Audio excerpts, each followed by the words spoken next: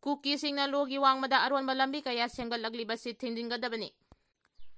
Hawjik thokliba irang asigi manungda Kuki singna logi wangmada aronba lambi kaya makhoigi tongan mamaming thondinduna senggatlakliba asi mari lainaba authority singna athubada midyeng changduna thingjinpham thoi aronba lambi senggatlibasi asigi mayokta nagapurukki iselenau singna yaningdaba phongdoktuna changsilakliba khongdang asi aikhoi khudingmangdachu sawgatpham thoi haina Advanced Women Society apunba maira paibi awang sengmaigi President Usam Amubina phongdokre. Wafam asi awang sengmai konjeng leimada leiba maira sangda pangthokiba lup asigi kuntramadi suba mapok kumon thoramda saruk yaduna phongdokibani. Mahakna hai hawjik thokliba lan asi loiba natri atubu zairaga sida Kuki singna kanglongi wangmada aronba lambi kaya senggalakliba asi kandem tawi mari lainaba singna logi wangmada senggalakliba lambi sing khudakta thinjingadabani loinana masida senariba sing serak pigadabani amaromda naga singna hariba lambi sing asigi mayukta yaningdaba phongdoktuna naga daba mafam singda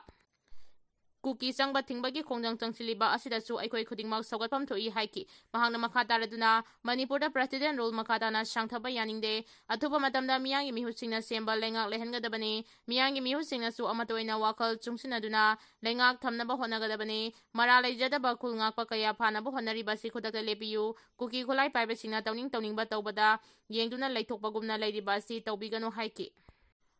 Manipur Constitutional Challenge kaya mayoknariba state ama oide haina kemega sandrana phongdokre.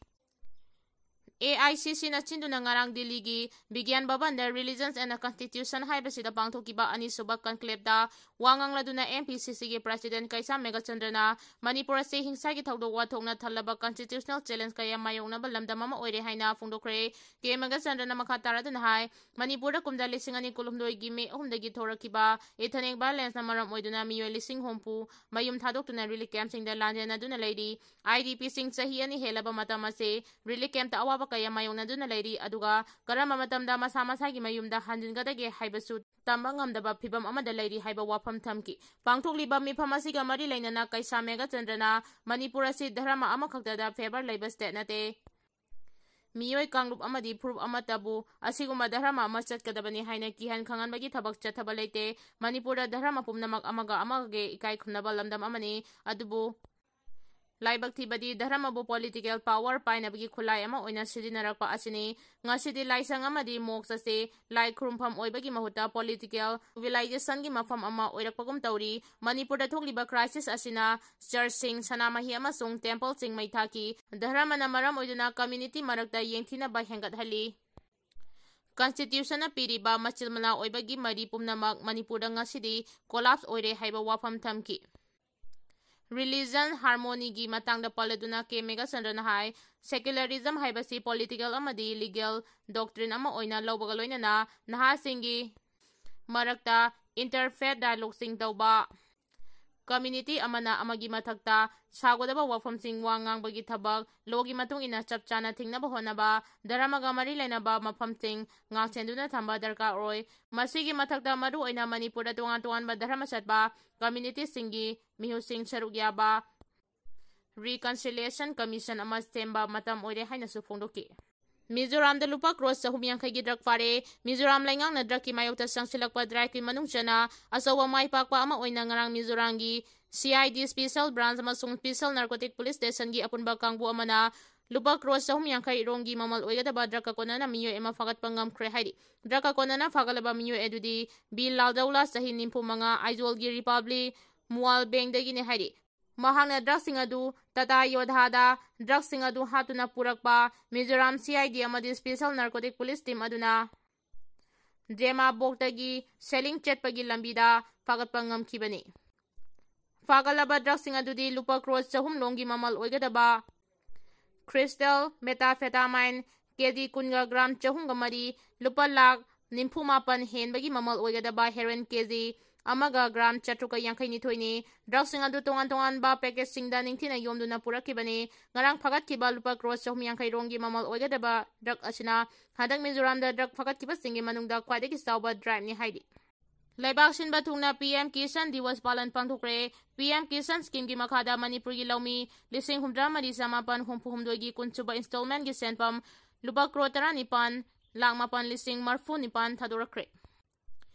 PM Kisan Chamandini Yojana gi kunsuba installment gi senpam release tawbaga mari lenana ngarang station batungna PM Kisan Diwas Palan Thoram District Kudingmak Pangthokre mapung oina ICAR Research Complex for NH Region gi Manipur Center amasung masigi constituent ama oiriba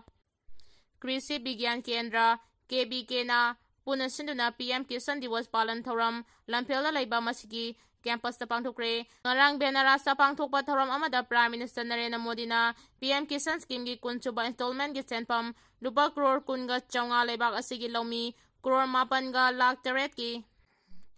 crore mapan ga lakh humra gi masa masagi account da hapkre Manipur ge na apunba senpam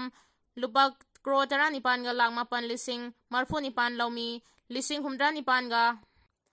lomi lising humra mariga chamapan humpu humdoi gi account da hapki ngarang pangthokiba PM Kisan scheme gi kunchuba installment gi senpam lebak asigi lomi singi account da Prime Minister na hapchin bagi thoram aduda Imphal gi Raj Bhavan gi Governor Ede Kumar Bahalana virtual oina saruyaki thoram aduda Principal Secretary Agriculture Arun Kumar Singhana Secretary to Governor Sumanta Singha amasung aday official sing saruyaki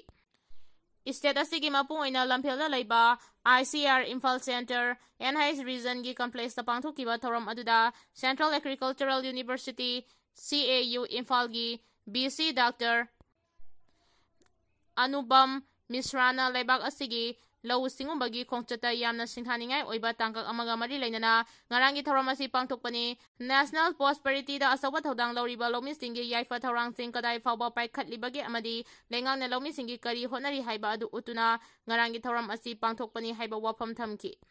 Manipur na organ donation amasung transplantation da best award fangle organ donation amasung transplantation da Manipur da best award pikre New Delhi gi Dr. Ambedkar International Center da ngarang pangthoki batara mga chuba Indian Organ Donation Day IOD digi thoram da organ donation amasung transplantation da Manipur bu best North East State amani haina lautokuna award asi lanthokibani Manipur da organ donation gi matang da miyam da awareness pibagi thabak sing laukhatliba amadi advance oiba life saving transplant procedure sing da mai pangna laukhatlagiba thabak sing sakhangduna best award asi pikibani ngarangi award lanthopagi thoram aduda Union Health Minister JP Nandana athoiba mitunglen oina sarugyaki istelenga ki maike de state asigi healthcare professional ting hospital ting NGO singna hiram asida lauriba thodangbu thagatpa phongdokre healthcare service hena phagat handuna amadi miyam da awareness pibagi thabak hena kankhat hananaba kankhat na laukhatuna hiram asida hena mai pakna state lenga ki maike de phongdokre Healthcare service hena fagat handuna amadi miyam da awareness pibagi thabak hena kankhatnaba hiram asida hena mai pangnaba state lenga ki maike dagi phongdokre